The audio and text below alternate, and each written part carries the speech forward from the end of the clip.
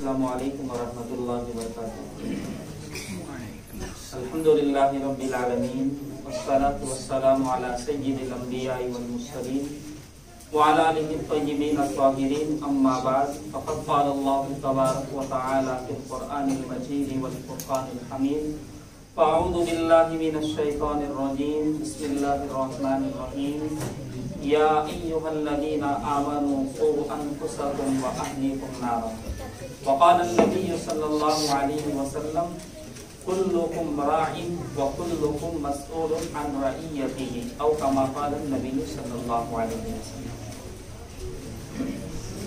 मुहतरम अजीज बुजुर्गों, प्यारे नौजवान साथियों और अजीज बच्चों,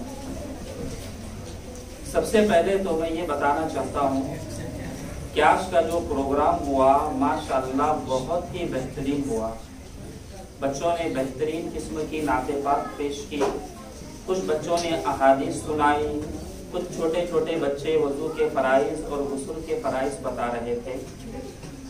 तो ये जो प्रोग्राम रहा माशाअल्लाह बच्चों ने बहुत ही शानदार प्रोग्राम पेश किया और हिम्मत जुर्रत के साथ यहाँ पर आकर जो कुछ उनको पढ़ने के लिए दिया गया था वो पढ़कर सुनाया।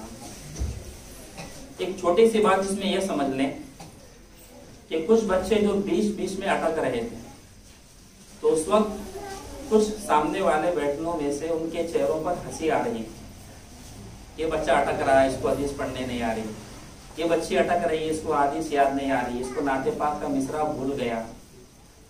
तो इस बात को अच्छी तरह समझ लें कि इसका मतलब ये नहीं है कि बच्चों को याद नहीं था।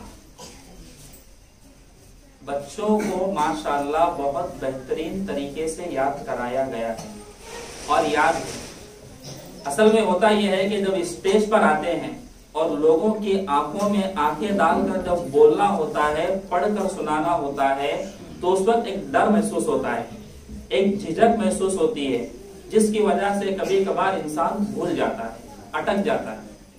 अभी यहाँ पर बहुत से बड़े हजरात बैठे हुए हैं, उसमें से कई हजरात बल्कि तमाम हजरात ऐसे होंगे जिनको पूरी नमाज का तरीका याद होगा। अगर किसी एक को बुलाया जाए कि भाई आओ और आकर वितर की नमाज में जो दुआए कुनूत पढ़ा जाता है पढ़कर सुनाओ, तो अगर उनको पूरा अच्छी तरह याद है, लेकिन यहाँ पर आकर जब पढ़ना शुरू कर देंगे तो गड़बड़ शुरू हो जाएगी। तो इसका मतलब ये नहीं है कि उनको याद नहीं है, याद है, लेकिन स्टेज पर आकर लोगों की तरफ देखकर जब बोलना होता हो, सुनाना होता हो, तो उस वक्त इंसान को एक डर महसूस होता है। तो लिहाजा हरगिज ये ना समझे कि बच्चों की तैयारी अच्छी नहीं थी, बच्चे बराबर याद नहीं कर पाए या मकतब की तालीम बराबर नहीं है। नहीं, अगर मकतब की तालीम अच्छी ना होती तो इतने बच्चे इतने अच्छे तरीके पर प्रोग्राम पढ़कर ना सुनाते। तो लिहाजा ये बात अच्छी तरह अपने जहन में रख लें कि आज का जो प्रोग्राम हुआ वो माशाअल्लाह बहुत अच्छी तरीके पर, शानदार तरीके पर हुआ। अल्लाह तबारक व तआला से हम दुआ करते हैं कि अल्लाह तबारक व तआला इस मकतब को दिन दूनी रात चौगनी तरक्की अता फरमाए और इस मकतब को कामयाब बनाए। कुछ मुख्तसर सी बात अर्ज करनी है। सबसे पहली बात ये समझे कि अल्लाह तबारक व तआला ने हमें बहुत सारी नियामतों से नवाजा है, जिसमें से एक अजीम तरीन नियामत है औलाद का मिलना। अल्लाह की नियामतों में से एक अजीम नियामत है औलाद का मिलना। औलाद अल्लाह की बहुत बड़ी नियामत, बहुत बड़ी नियामत। इसका अंदाजा उन लोगों से हम मालूम कर सकते हैं कि जिनकी शादी को 10, 15, 20 साल हो गए लेकिन उनके यहाँ औलाद नहीं। आप उनसे जाकर पूछिए कि औलाद की कदर व कीमत क्या है। इसीलिए आप देखेंगे कि शादी होने के 2-4 साल, 5 साल तक, बल्कि 1 साल तक अगर औलाद ना हो तो लोग परेशान होते हैं, दवा खाने के चक्कर काटते हैं, हकीमों के पास जाते हैं, आमिलों के पास जाते हैं, कुछ सी तावीज़ है क्या दे दो, कोई दवा है क्या दे दो, ताकि हमारे यहाँ भी कोई औलाद हो जाए। तो इससे मालूम ये होता है कि औलाद अल्लाह की बहुत बड़ी नियामत, बहुत बड़ी नियामत। तो इस नियामत की कदर करना और इस नियामत को सही तौर पर इस्तेमाल करना और अल्लाह ने औलाद की शक्ल में हमें जो अमानत अता फरमाई है उस अमानत की हिफाजत करना ये मेरी और आपकी सबकी जिम्मेदारी है। آج ہمارے سامنے جو سب سے بڑا چیلنج ہے وہ یہ کہ اپنی اولاد کی دین اور ایمان کی حفاظت کرنا سب سے بڑا چیلنج. تو اولاد کی تربیت کرنا یہ ہم میں سے ہر شخص کی ذمہ داری ہے. کل قیامت کے دن جب اولاد سے پوچھا جائے گا کہ تم نے اپنے ماں باپ کا کیا حق ادا کیا، تو وہیں پر ماں باپ سے بھی پوچھا جائے گا کہ تم نے اپنی اولاد کا کیا حق ادا کیا. بلکہ علماء نے لکھا ہے، کتابوں میں یہ بات ملتی ہے کہ پہلے والدین سے سوال کیا جائے گا کہ تم نے اپنی اولاد کا کیا حق ادا کیا، اس کے بعد اولاد سے سوال کیا جائے گا کہ تم نے ماں باپ کا کیا حق ادا کیا. تو پہلا سوال ہم سے ہونے والا ہے کہ ہم نے تم کو اولاد کی شکل میں ایک نعمت عطا فرمائی تھی، ایک امانت دی تھی، تم نے اس کی دین کی لائن سے تربیت کی یا نہیں. تو اسی لیے کہا جاتا ہے کہ اولاد اللہ کی بہت بڑی نعمت ہے.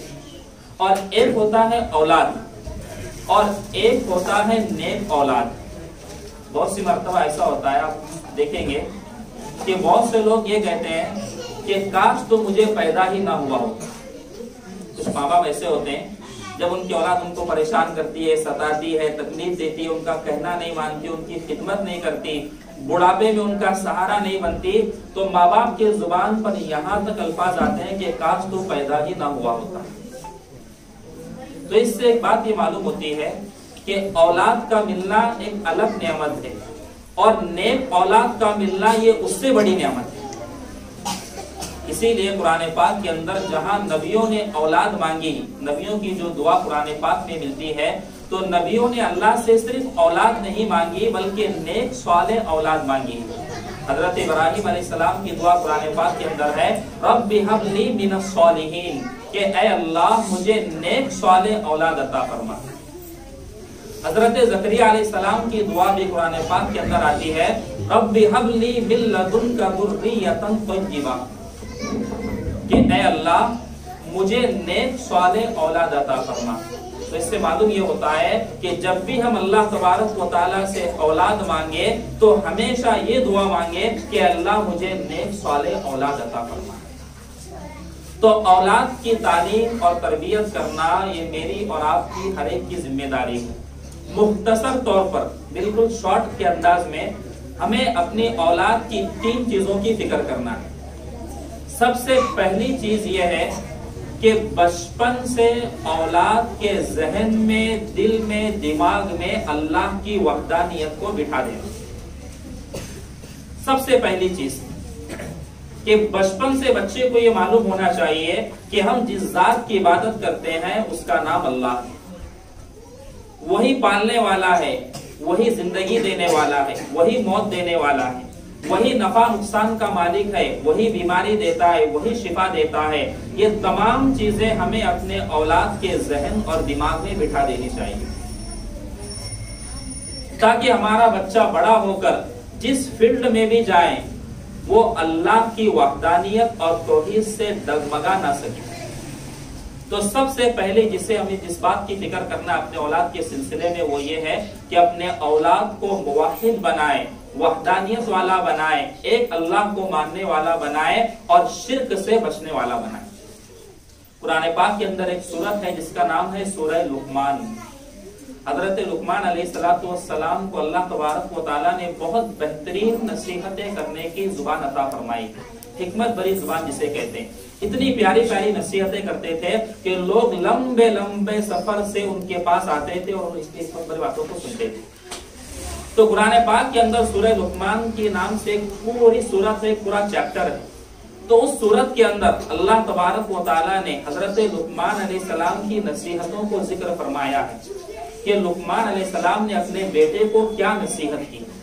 تو سب سے پہلی نصیحت جو حضرت لقمان علیہ السلام نے اپنے بیٹے کو کی، وَإِذْ قَالَ لُقْمَانُ لِابْنِهِ وَهُوَ يَعِظُهُ يَا بُنَيَّ لَا تُشْرِكْ بِاللَّهِ، کہ حضرت لقمان علیہ السلام نے اپنے بیٹے کو نصیحت کرتے ہوئے سب سے پہلے یہ فرمایا، یا بنیا، اے میرے پیارے بیٹے، لا تشرک باللہ، اللہ کے ساتھ کسی کو شریک مت کرنا. تو یہ میری آپ کی ذمہ داری ہے کہ ہم اپنی اولاد کی وحدانیت کی فکر کریں، اپنے اولاد کو شرک سے بچانے کی فکر کریں اور اس طرح اس کی تربیت کریں، اس کی تعلیم کا انتظام کریں کہ مرتے دم تک، آخری سانس تک وہ اللہ کی وحدانیت پر قائم رہے، کبھی بھی اس کے پیر ڈگمگا نہ سکے۔ اور اسی اللہ کی توحید کو سکھانے کے لیے کہا جاتا ہے کہ اپنے بچوں کو مکتب میں بھیجیں۔ تو سب سے پہلے ہمیں اپنی اولاد کی وحدانیت کی فکر کرنا ہے۔ اس کے بعد جو دوسری چیز اپنے اولاد کو سکھانا ہے وہ ہے قرآن پاک۔ آج افسوس کے ساتھ یہ بات کہنی پڑتی ہے کہ ہمارا بچہ اگر تھوڑی انگلش بولنا سیکھ جائے تو ہم فخر سے کہتے ہیں کہ میرے بچے کو انگلش آتی ہے۔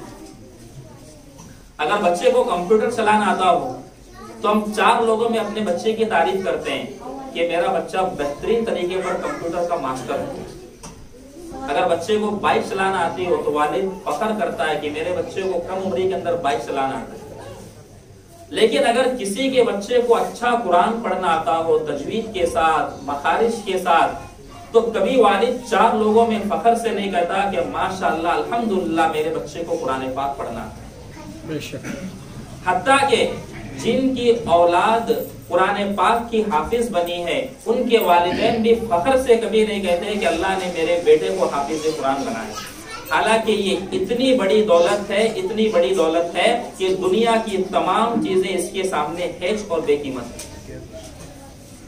تو جس طرح ہم اپنے بچوں کی یہ فکر کرتے ہیں کہ ہمارے بچے کو انگلش آنی چاہیے، اسکول میں فرسٹ نمبر آنا چاہیے، اس کو کمپیوٹر چلانا چاہیے، اور بہت سے لوگ جو دیہاتوں میں رہتے ہیں بچوں کی ایجوکیشن اور تعلیم کی وجہ سے سٹی میں جاتے ہیں۔ بھائی شولاپور کیوں شفٹ ہوا؟ تو جواب کیا آتا ہے پتا ہے کہ یہاں پر بچوں کی ایجوکیشن اچھی نہیں ہے، اسکول اچھی نہیں ہے، تعلیم اچھی نہیں ہے۔ لیکن آپ کو ایک بھی ایسا آدمی نہیں ملے گا جو دیہات چھوڑ کر سٹی میں اس لیے آیا ہو تاکہ میرے بچے کے مکتب کی تعلیم اچھی ہو جائے۔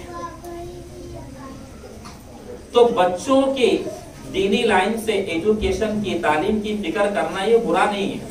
اسلام بھی کہتا ہے اپنے بچوں کو اچھا ڈاکٹر بناؤ، لائر بناؤ، پروفیسر بناؤ، انجینئر بناؤ، سب کچھ بناؤ، لیکن سب سے پہلے اسے سچا پکا مسلمان بناؤ۔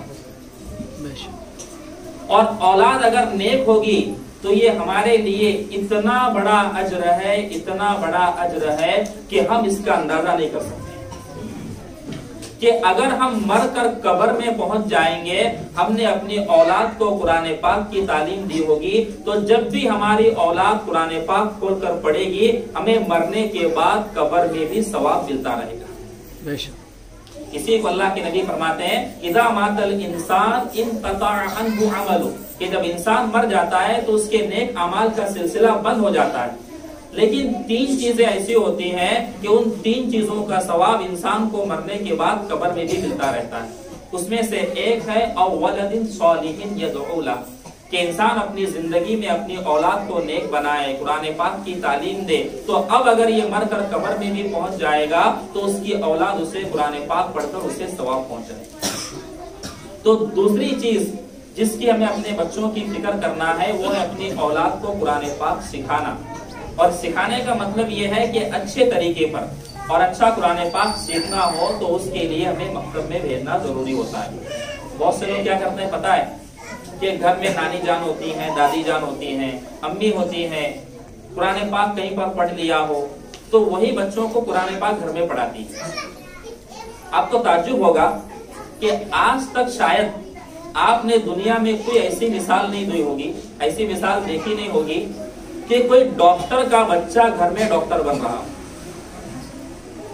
کوئی ٹیچر ہو، کوئی ماسٹر ہو، پروفیسر ہو، انجینئر ہو، اور اپنے بچے کو وہ گھر میں ہی انجینئر بنا دے، پروفیسر بنا دے، ٹیچر بنا دے، اور یہ کہے کہ میں تو خود ٹیچر ہوں، بچوں کو اسکول میں بھیجنے کی ضرورت نہیں ہے، لہذا بچے کو گھر میں پڑھاؤں گا۔ کبھی نہیں ہوتا، صاف کہتے ہیں بھائی گھر میں پڑھائی نہیں ہوتی، کیا کرنا پڑتا ہے؟ اسکول میں بھیجنا پڑتا ہے۔ تو بالکل اسی طرح ہمیں قرآن پاک کی تعلیم دینے کے لیے بھی بچوں کو مکتب میں، مسجد میں بھیجنا ہوگا۔ ہم یہ نہ سوچیں بھائی گھر میں امی کو پڑھنا آتا ہے، دادی کو پڑھنا آتا ہے، دادا کو پڑھنا آتا ہے، ابو کو پڑھنا آتا ہے۔ بھائی گھر میں جس طرح پڑھائی ہونا اس طرح پڑھائی نہیں ہوتی، مکتب میں بچوں کو ایک ماحول ملتا ہے، سب بچے ساتھ میں بیٹھتے ہیں، اس میں کمپٹیشن ہوتا ہے، تو وہ مجھ سے آگے جا رہی، میں اس سے آگے جاؤں گی، اس کا دوسرا پارا ہے، میرا پہلا پارا ہے، میں بھی آگے بڑھوں گا۔ تو لہذا ہمیں چاہیے کہ ہم اس بات کی فکر کریں کہ ہمارے گھر کا کوئی بچہ بھی ایسا نہیں ہونا چاہیے جس کو قرآن پاک پڑھنا نہ آتا ہو اور جو مکتب میں نہ جاتا ہو۔ اس کے بعد تیسری چیز جس کے بارے میں ہمیں فکر کرنا اپنے اولاد کے سلسلے میں وہ یہ ہے کہ اپنے بچوں کو نماز کا عادی بنانا، اپنے بچوں کی نماز کی فکر کرنا۔ احادیث میں آتا ہے آپ صلی اللہ علیہ وسلم نے فرمایا مروا اولادکم بالصلاۃ وهم ابناء 7، کہ اپنے بچوں کو نماز کا حکم دو جب وہ 7 سال کے۔ کتنے سال کے؟ 7 سال کے، یعنی جب بچہ 7 سال کا ہو جائے تو اللہ کے نبی فرماتے ہیں اسے نماز پڑھنے کا حکم دو۔ وَاضْرِبُوهُمْ عَلَيْهَا وَهُمْ أَبْنَاءُ 10، اور جب بچہ 10 سال کا ہو جائے اور 10 سال کا ہونے کے بعد نماز نہ پڑھے تو نماز نہ پڑھنے پر اسے مارو۔ یہاں پر ایک سوچنے کی بات ہے کہ 10 سال میں بچے پر نماز فرض نہیں ہوتی، لیکن اس کے باوجود اللہ کے نبی فرما رہے ہیں کہ 7 سال میں نماز پڑھنے کا حکم دو، اور 10 سال کا ہونے کے بعد نماز نہ پڑھے تو اسے مارو۔ کیوں؟ اس لیے کہ بچپن میں جب ایک مرتبہ نماز کی عادت لگ جائے گی تو وہ مر جائے گا لیکن زندگی بھر کبھی نماز نہیں چھوڑے گا۔ بے شک۔ تو اس لیے ہمیں چاہیے کہ اپنے بچوں کی نماز کی فکر کریں۔ آج بہت سی مرتبہ یہ ہوتا ہے کہ والدین صاف طور پر کہتے ہیں ابھی ہمارا بچہ چھوٹا ہے، ابھی تو وہ 10ویں کے اندر ہے، بڑا ہوگا تو نماز پڑھ لے گا۔ بھائی 10ویں کا جو بچہ ہے وہ 15 سال کا ہوتا ہے، اور 15 سال میں نماز پڑھنا فرض ہوتی ہے، اور اللہ کے نبی تو فرما رہے ہیں کہ 7 سال میں بچوں کو نماز کا حکم دو، اور 10 سال کا ہو جائے، 10 سال کا جو بچہ ہوتا ہے وہ 5ویں کا بچہ ہوتا ہے، تو لہذا بچہ 5ویں میں پہنچ جائے تو اللہ کے نبی فرماتے ہیں کہ نماز نہ پڑھنے پر مارو۔ تو لہذا ہمیں اس بات کی پوری فکر کرنا ہے کہ ہم اپنے بچوں کے نماز کے عادی بنائیں، اور بچوں کو نماز کا عادی بنانے کے لیے صرف زبان سے نصیحت کر دینا، زبان سے کہہ دینا کہ بیٹا نماز پڑھو، نماز کے لیے جایا کرو، مسجد میں نماز پڑھو، بچوں سے کہنا نماز پڑھو، یہ کافی نہیں ہوتا۔